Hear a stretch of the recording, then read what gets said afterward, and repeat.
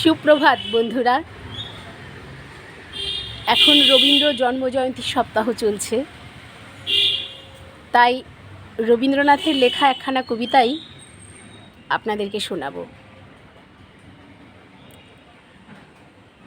প্রচণ্ড খর তাপদাহের পর গত দুদিন রাত ধরে দারুণ বৃষ্টিপাত হয়েছে কলকাতার বুকে। পৃথিবী আবার নতুন রূপে সেজে উঠেছে, স্নান করে নিজেকে ধৌতধন্য করেছে, আর তার সাথে আমাদেরও নতুন করে জাগছে বেঁচে থাকার বাসনা। এই পৃথিবী সত্যিই মায়াবন্ধনে জড়িয়ে রাখে আমাদের। এত সুন্দর বসুন্ধরা, আমাদের এত রূপ, রস, গন্ধ ছেড়ে আমরা যেতেই চাই না, তবুও তো যেতে হয়। এই যে আমাদের না মরতে চাওয়ার বাসনা, কবিগুরু খুব উপলব্ধি করেছিলেন নিজের অন্তর দিয়ে। তাই তিনি লিখেছিলেন প্রাণ, তার কড়ি ও কোমল কাব্যগ্রন্থের অন্তর্গত কবিতা প্রাণ। মরিতে চাহি না আমি সুন্দর ভুবনে, মানবের মাঝে আমি বাঁচিবারে চাই।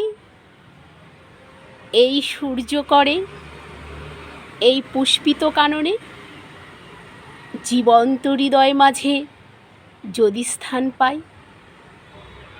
ধরায় প্রাণের খেলা চিরতরঙ্গিত, বিরহ মিলন কত হাসি অশ্রুময়।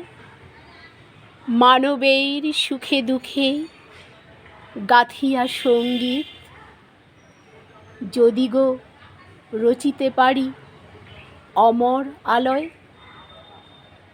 তা যদি না পারি তবে বাঁচি যতকাল, তোমাদের মাঝখানে লোভী যেন ঠাই।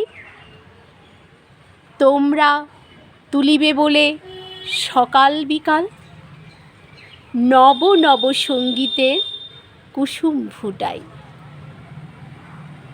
হাসি মুখেই নিয় ফুল, তারপরে হায় ফেলে দিও ফুল, যদি সে ফুল শুকায়।